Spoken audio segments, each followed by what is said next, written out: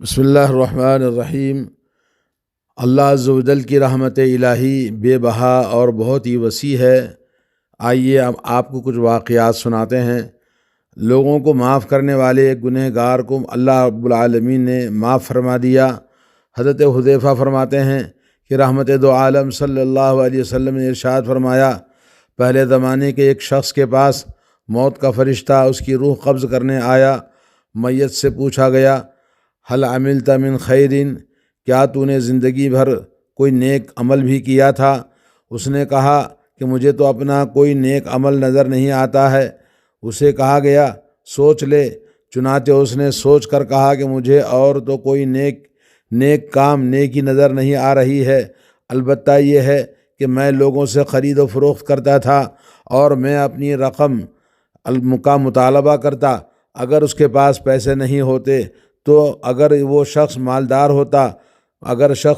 ہوتا تھا تو اسے مہلت دے دیا کرتا تھا، اگر وہ غریب ہوتا تھا تو اسے معاف کر دیا کرتا تھا۔ فادخلہ اللہ الجنہ، اللہ عز و جل نے اس آدمی کو معاف کر دیا اور اپنے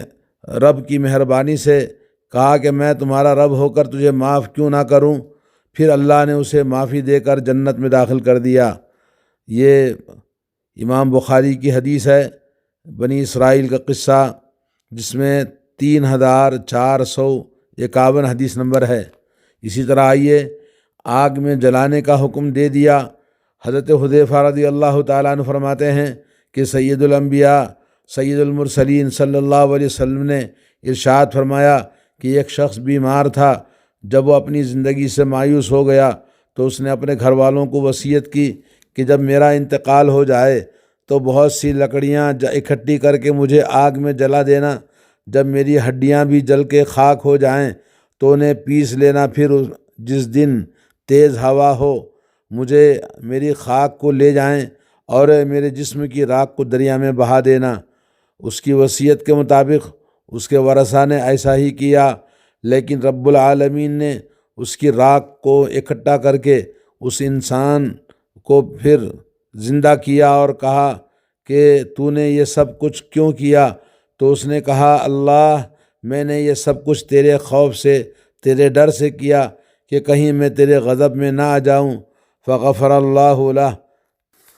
اللہ عز و جل نے اس آدمی کو معاف کر دیا۔ حضرت حذیفہ فرماتے ہیں کہ وہ شخص کفن چور تھا، یعنی وہ گنہگار تھا، لیکن اللہ عز و جل نے اپنی رحمت سے اس بات پر کہ اس نے کہا کہ میں تیرے ڈر سے ایسا کیا، تو اللہ کا ڈر، اللہ کا خوف، اللہ نے کہا کہ تم مجھ سے ڈرتا ہے، تو میں نے کہا جی، تو اللہ نے کہا میں نے تجھے معاف کر دیا۔ آئیے اسی طرح سے بنی اسرائیل کے قصہ، ابھی جو آپ نے قصہ سنا صحیح بخاری کے اندر 3452، اور اسی طرح سے ایک اور قصہ لیجئے کہ 100 انسانوں کے قاتل کو اللہ نے بخش دیا۔ حضرت ابو سعید خدری رضی اللہ تعالیٰ عنہ فرماتے ہیں کہ نبی کریم محمد صلی اللہ علیہ وسلم نے فرمایا کہ بنی اسرائیل کے ایک شخص نے 99 انسانوں کو قتل کر رکھا تھا، ناجائز قتل کیا۔ ایک دن اسے اللہ کا خوف آیا تو وہ گھر سے نکلا اور ایک راہب عیسائی عابد کے پاس گیا اور پوچھا کیا میرے لیے توبہ کی کوئی صورت ہے؟ اس نے کہا تو اتنا بڑا مجرم، تیرے گناہوں کے لیے کوئی معافی نہیں ہے، تیرے لیے کہاں سے معافی ہوگی؟ اس نے اسے بھی قتل کر ڈالا کہ معافی تو ہے نہیں، تو پھر اسے قتل کر کے 100 پورے قتل کیوں نہ کر دوں؟ اس نے 100 انسانوں کو مکمل قتل کر دیا، لیکن اس کے دل میں پھر بھی خوف الہی موجود تھا۔ اس نے پوچھنا شروع کیا کہ کیا کوئی ہے جو مجھے توبہ کی کوئی صورت بتا دے کہ مجھے اس گناہ کی خلش اور اس کی بے چینی سے اس کو دور کر دے۔ ایک شخص نے اسے کہا کہ تو فلاں بستی میں چلا جا، وہاں اللہ کے نیک بندے موجود ہیں، ان میں سے جا کر عبادت گزاری کر اور معافی مانگ، تجھے اللہ کریم معاف فرما دیں گے۔ اور اس بستی کی طرف چلا اور راستے میں اسے موت آ گئی، اور جس نے اس کو رہنمائی کی تھی وہ ایک عالم دین تھا۔ اس نے کہا کہ تو جہاں رہتا تھا وہ برے لوگ ہیں، تو اس لیے تو نیک لوگوں کے بستی میں چلا جا، ان کے ساتھ رہے گا تو نیک بن جائے گا اور توبہ تیری ہو جائے گی۔ تو راستے میں اس کی موت واقع ہو گئی۔ اس کے دل میں توبہ کا جو جذبہ تھا اس کے تحت وہ اپنے سینے کے بل آگے کو گھسیٹنے لگا۔ جب مر گیا تو اس کے پاس رحمت اور عذاب الہی کے فرشتوں نے آپس میں جھگڑا شروع کر دیا۔ رحمت والے فرشتے کہتے تھے یہ توبہ کی نیت سے جا رہا تھا اس لیے اسے جنت میں لے جائیں گے، لیکن عذاب کے فرشتوں نے کہا اس کی پوری زندگی بدعملیوں سے بھری ہوئی ہے، اسے جنت کیسے مل سکتی ہے؟ لیکن رب کریم، رب ذوالجلال رحمن الرحیم گناہوں والی بستی کو حکم دیا کہ تو کچھ دور ہو جا، اور توبہ والی بستی سے فرمایا کہ تو قریب ہو جا۔ پھر اس کے بعد فرشتوں کو حکم دیا کہ دونوں بستیوں کا فاصلہ ناپیں، دیکھیں کون کتنا دور باقی ہے۔ فوجد له إلى هذه الأقرب بشبر فغفر له، تو جب ناپا گیا تو جب فاصلے کی پیمائش کی گئی تو توبہ والی بستی کے ایک بالشت بھر قریب تھا،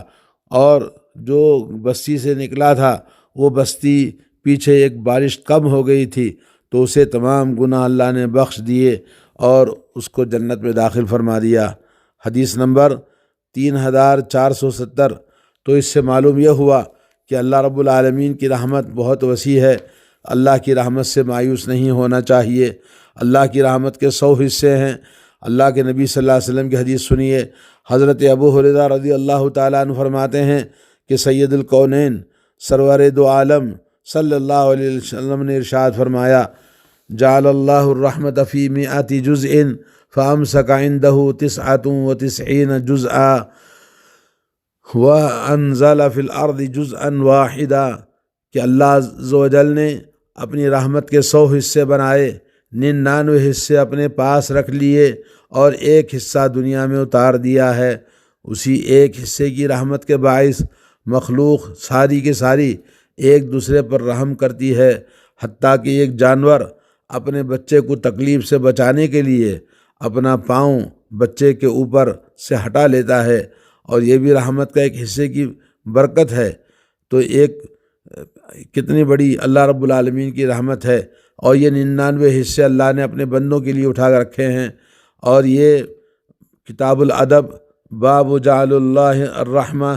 اس میں حدیث نمبر 6000 ہے۔ اور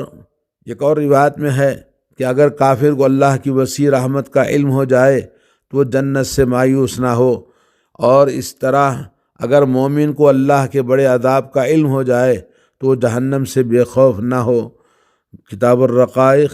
حدیث نمبر 6469۔ تو معلوم یہ ہوا کہ اللہ عز و جل کی رحمت بے کران بندوں کے لیے اللہ نے رکھے ہیں۔ اللہ رب العالمین کسی بندے کو عذاب نہیں دینا چاہتا، لیکن خود اللہ کے بندے اللہ تعالیٰ کی نافرمانی اور اس کے ساتھ شرک اور اس کے ساتھ گناہ کر کے اپنے آپ کو عذاب جہنم کا حقدار بنا لیتا ہے، جبکہ اللہ عز و جل نے ہمیں آگاہ کر دیا ہے کہ گناہ سے بچو اور نافرمانیوں کو نہ کریں، اور ومن یشرک باللہ فقد حرم اللہ علیہ الجنہ، اور شرک سے بچنے کے لیے حکم دیا کہ جو شرک کرے گا وہ جنت اس کے لیے حرام ہے اور جہنم میں اس کا جانا یقینی ہے۔ اور اسی طرح سے آپ دیکھیں کہ آپ صلی اللہ علیہ وسلم، اللہ کے نبی صلی اللہ علیہ وسلم کی ایک حدیث اور بھی آپ سنیں، اے اللہ مجھ پر اور محمد صلی اللہ علیہ وسلم پر رحمت کرنا، کسی اور پر نہیں۔ ایک آدمی نے اللہ کے نبی صلی اللہ علیہ وسلم کے لیے دعا فرمائی۔ حضرت ابو ہریرہ رضی اللہ تعالیٰ عنہ فرماتے ہیں کہ سرور مدینہ، سرکار مدینہ نماز پڑھا رہے تھے اور ہم آپ صلی اللہ علیہ وسلم کے ساتھ نماز پڑھ رہے تھے۔ ایک اعرابی نماز میں یوں دعا کی، اللہم ارحمنی و محمدن ولا ترحم معنا احدا، اے اللہ مجھ پر اور محمد پر رحم فرما، کسی اور پر ہمارے ساتھ رحم نہ کرنا۔ جب نبی کریم صلی اللہ علیہ وسلم نے سلام پھیرا تو اعرابی سے فرمایا لقد حجرت واسعا، تو نے اللہ کی رحمت وسیع کشادہ رحمت کو محدود کر دیا۔